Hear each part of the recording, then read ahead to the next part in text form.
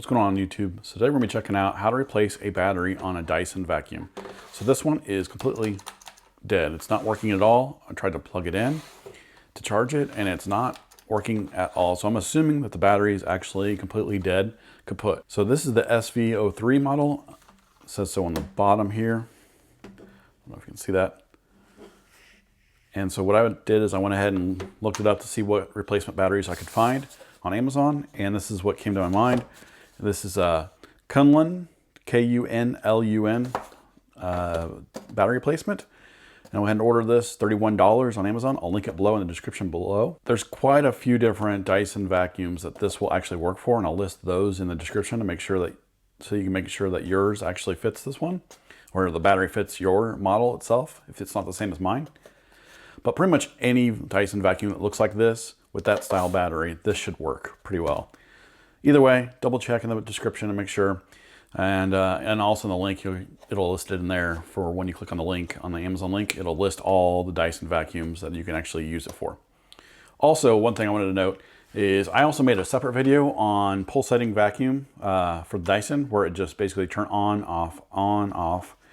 So that was an issue with something stuck in that, either in here or in the filter being bad.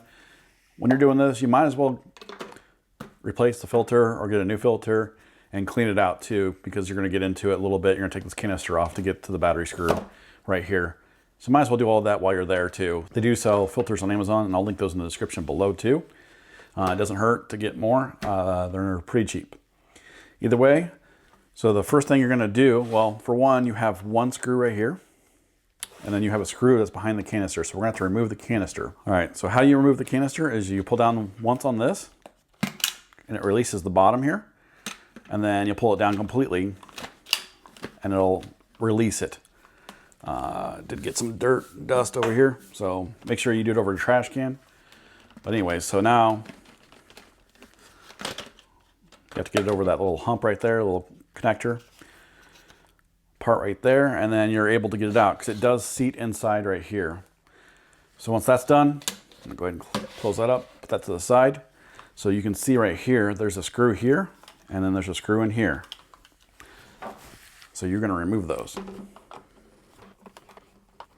And we'll see if they're actually the same size. If they're not, you need to make sure you know which one it comes out of.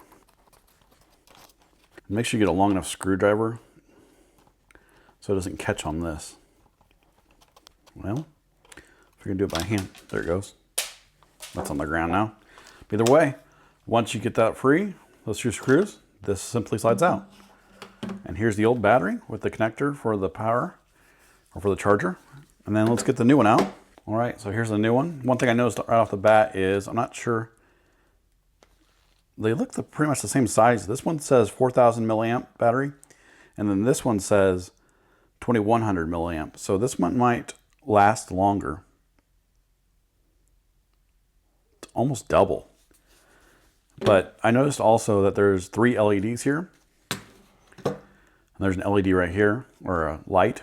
I'm assuming this is battery, how much battery's left. We'll see on that too. But either way, that's different. All right, so we are good to go to put it back in. And you'll put it back in the reverse way you pulled it out. You want to make sure that everything lines up. Make sure the charging cord can go in and line up. And then we put the screws back in. So I did notice that the screws are the same. They got the same head on them and they're the same length. So it won't matter where they go in. They got the same thread as well. That makes sense. Just depends on, usually when I check that type of stuff, I want to make sure that one's not longer than the other. Obviously the longer one, if you put it in the shorter end, it's not gonna go in all the way. But for this, for the sake of this, they're the same and we're good to go. We're gonna go ahead and put these screws back in. I'm gonna put this one in first so it holds it in place, and put this in second, and then go ahead and get it on the charger and let it rip. So this one's a little tricky because you gotta put it in there just right, and then get it started. And then once you get it started, you're good to go. Kind of apply a little pressure as you screw it in. You'll feel it catch. And we're good there. And then we gotta put this one in. And this one's probably gonna, whoops. This one's gonna be a little bit tougher. You just gotta get it started in there. There we go. Just make sure you don't strip it out, obviously. That goes in a little bit at an angle. There you go. All right, so we're gonna go ahead and put this back on. And you got that little notch that goes, this little notch goes in here. Make sure you line that up, or else it won't go on. Get that in there. Click.